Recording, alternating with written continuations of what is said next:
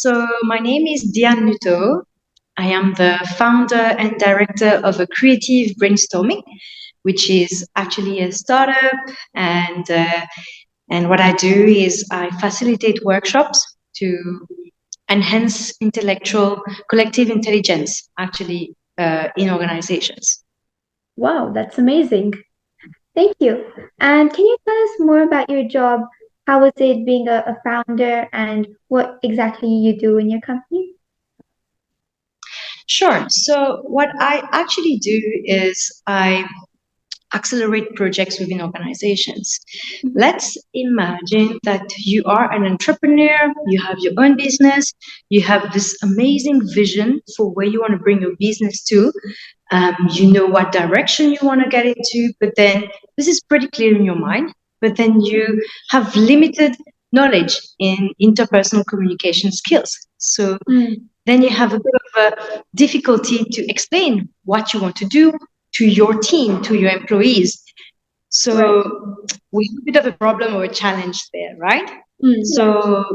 So you'll be surprised that a lot of organizations had that challenge. So my role as a business coach within, as a facilitator, if you want, at the creative brainstorming, is Mhm. to assist you as an entrepreneur to clarify your vision, to really understand where you want to go, and Wow. then I will cascade down this information to your team within a workshop where I Okay. teach, I consult, and I coach your team to understand your vision, to understand which direction you want the company to go. And the team has time to actually clarify any uncertainties that they may have to reach to that Yeah. vision. They can ask questions, they can provide insights from their perspective, and what happens is that when you do workshops like that, you actually accelerate the understanding of people to reach to your desired outcome. Wow, So that's what I do as a job, that's and I very try well as much as explained. possible. Thank you. Sorry. I was just saying thank you for explaining that very well. You gave a nice, Oh, clear picture. okay, Yeah. fantastic. My pleasure. And could you tell us what led you, to become an entrepreneur and start your own company? What led me to become an entrepreneur was actually quite a journey. If I may track back, I think Right. Steve Jobs once said you can only connect the dots backwards. Uh, it didn't. I didn't become an entrepreneur overnight. What happened is that um, when I track back, I go back to my studies. I studied in South Africa, and I did BBA, which is a Bachelor in Business Administration, and I majored in communication. Uh, I came back to Mauritius and I wanted to know anything I could about Hmm. communication and in organizations. And so I started working. I was very lucky to work in a PR agency, which Okay. had its main client Emirates. So that was wow, at the age Yeah. of probably 23, 22, 23, working for a company like that and getting those types of insights. So I had a great experience working there. And then it happened that I moved company and I went to work for an African organization, and I worked within the communications department. Remember, I wanted to learn everything about Right. communication, and so my job there was to organize conferences in Africa. So I was traveling from Mauritius back and forth to organize conferences for the development of the internet. And then after a while, I was like, it was a bit tiring, so I needed Right. to get back to studies and started working in advertising agency. So I had knowledge in PR.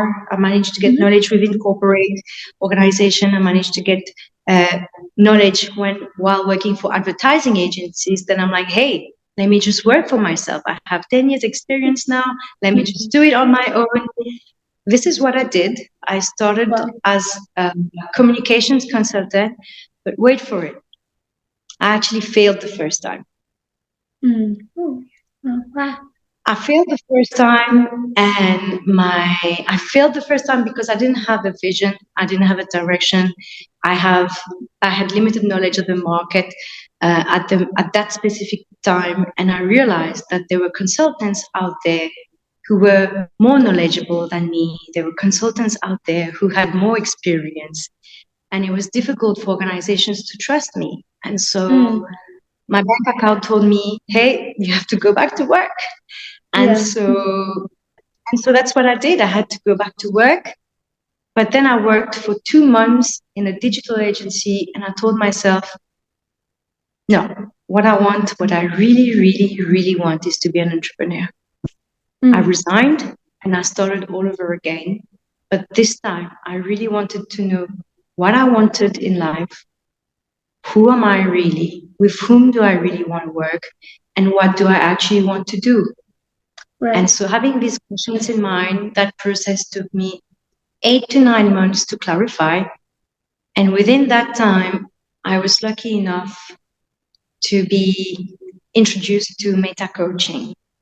And after some time, I started to realize that I could address my service, I could innovate my service, I can provide something new to startups and SMEs.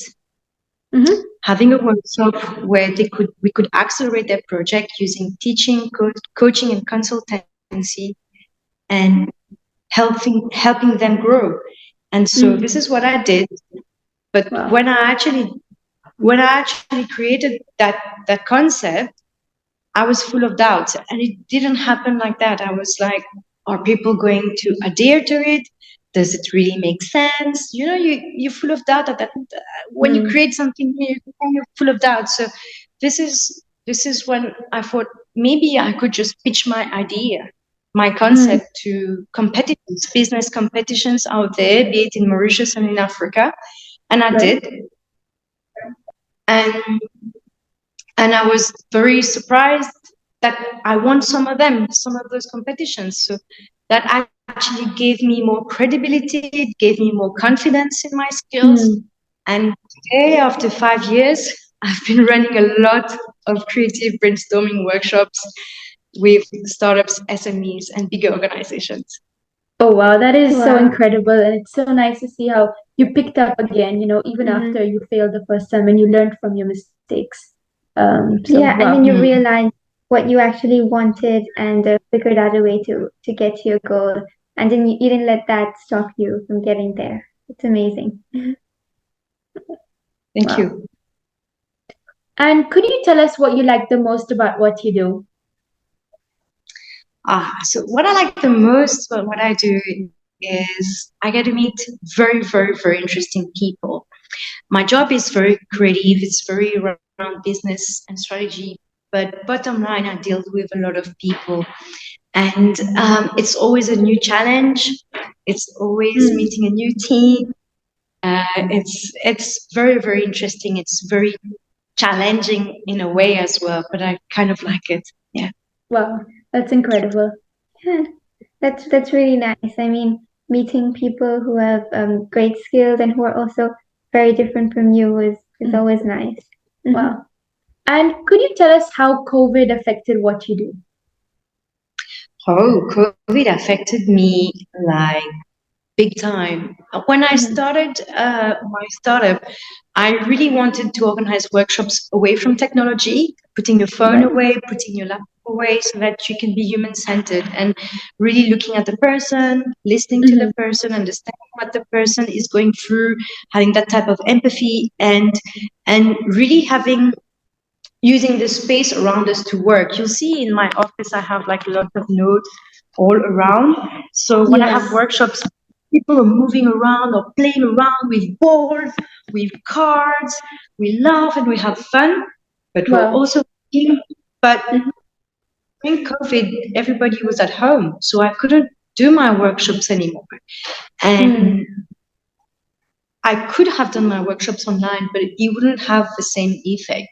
And so I had to diversify my services. I had to enhance teaching only. I had to do coaching mainly only, coaching one-on-one online with executives or people that actually helped me, because it developed me to work with different markets outside Mauritius.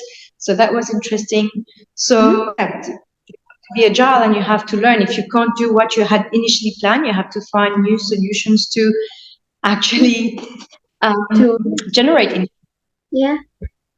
Wow. Wow. Yeah. It's nice that you during COVID you didn't do it online because you wanted that same effect to stay in person, and that you still continued to experiment and innovate during the pandemic. It's very nice.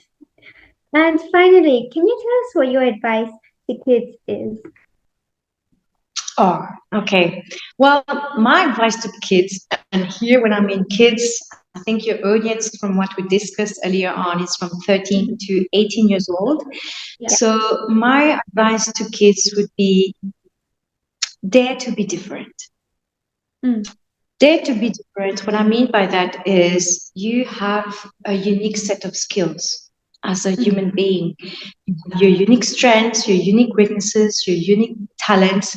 And what I suggest is to actually find something that you really, really like and that you really want to do and become very good at it.